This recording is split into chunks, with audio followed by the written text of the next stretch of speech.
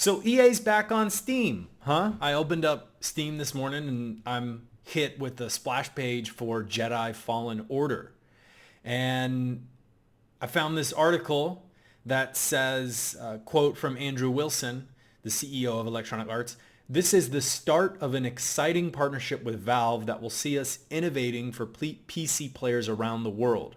Through our subscription, great games, and more, we're excited to bring players in the Steam and Origin communities together with access to the best games whenever and wherever they want to play." And I just wanted to talk about that for a while. It's kind of interesting. Gabe Newell also replies, "This is a good day for gamers. We're excited to partner with EA to not only bring their great games and subscription service to Steam, but also to open up our communities to each other in an unprecedented way that will benefit players and developers around the world." So there's essentially two parts to this in my head. One is EA games and the other is the subscription service. Now, the EA games, if you think about when Origin first launched, like around Mass Effect 2-ish, I think, Battlefield 3, somewhere around there was a real good reason for EA to follow through with Origin and to pull their games off of other platforms. Those games were godlike, and you would go to wherever that service was to play those games. Battlefield 3 was hitting it out of the park. Battlefield 4, I think, was still good. The one in between that, maybe not so good. The Hot Pursuit looking one. But Mass Effect franchise, Battlefield, the Need for Speed stuff that they had, some of the things maybe weren't that good. But at the start of the platform, it was worth having its own platform. You could roll the dice on that. Hey, we're going to force people to download our client, come to our platform in order to play our games because you had the games to support it and back it. And if you look at Steam, there were EA games being sold on Steam before today, right? Spore and various other shit on there that I've had on my wish list or ignored for years. EA games were on Steam before. Then they pulled all of them off when they went to launch their own platform, which I think was a good decision for them. Pull everyone into our own ecosystem, especially when you have the games to support it.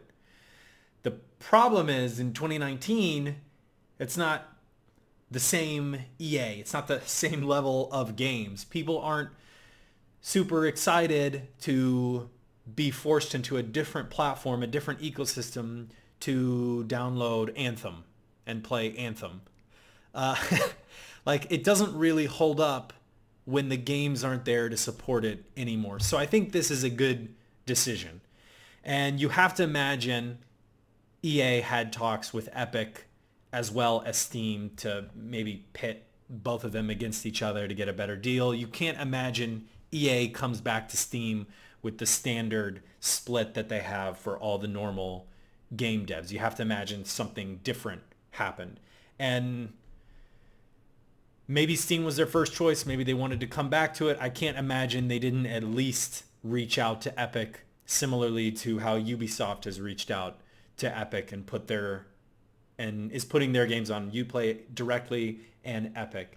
Now EA probably wasn't able to figure out how the subscription model would work on Epic. They have their own problems with the store. They have their own issues with the store that they can't quite figure out. Steam, I don't think, has the full support for a subscription service like that, but they have the background and the knowledge to develop something like that. Or they can do similarly to what they already do with Uplay, with Path of Exile, and with Warframe, I think, where they sort of launch a smaller launcher when you launch the game, right? When you double click on this game, it pulls up a smaller version of that launcher to push you through to play that, right? If you launch Rainbow Six on Steam, you get Uplay, then you go into Rainbow Six.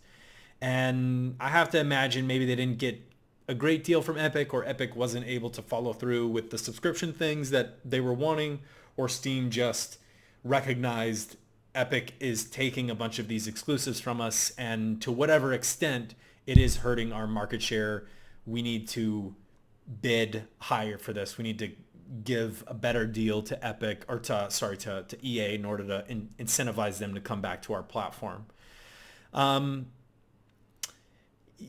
Yeah, you can't discount this. You can't discount this for the future, for other platforms, for Ubisoft in the future.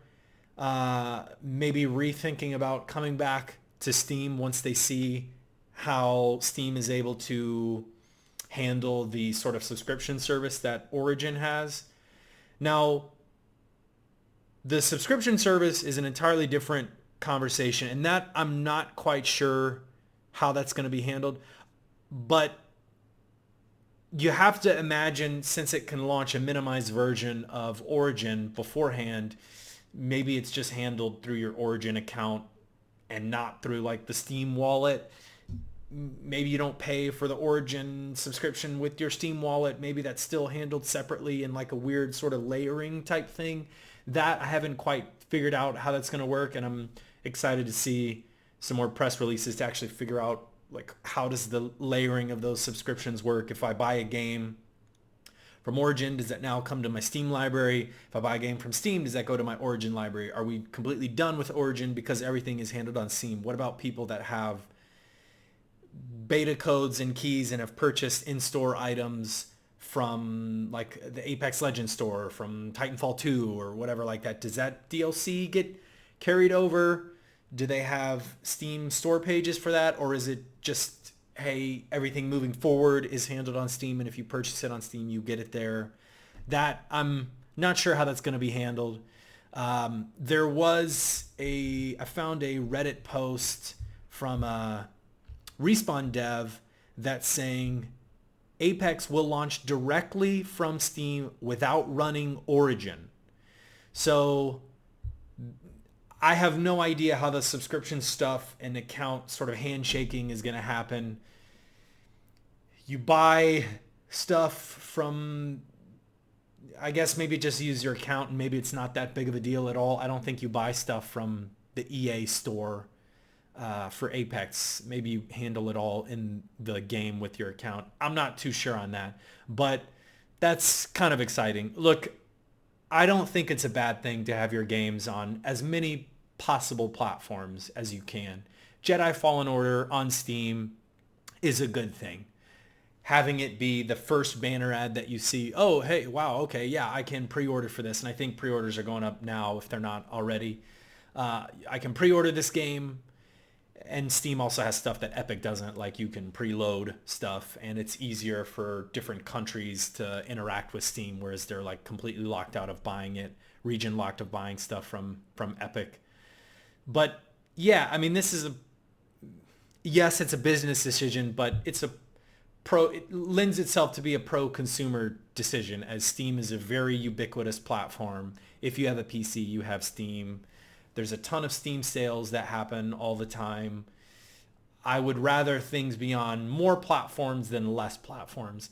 And from EA's side, it's hard to get people to want to invest in your ecosystem when your games have not really been hitting out of the park. And you kind of got to imagine, I don't really want to dive into the Ubisoft stuff. I'll save that for another video. But you have to imagine with the Ubisoft stuff also not doing as well if they rethink their exclusivity with Epic, with Breakpoint not doing as well as it was supposed to, with Division 2 not doing as well as it was supposed to.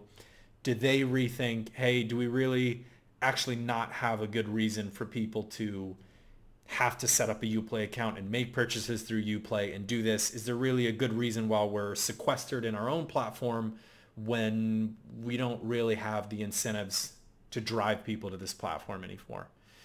I hope this Respawn game is good. I love Respawn. I mentioned in earlier videos, I love Titanfall devs. I love those guys.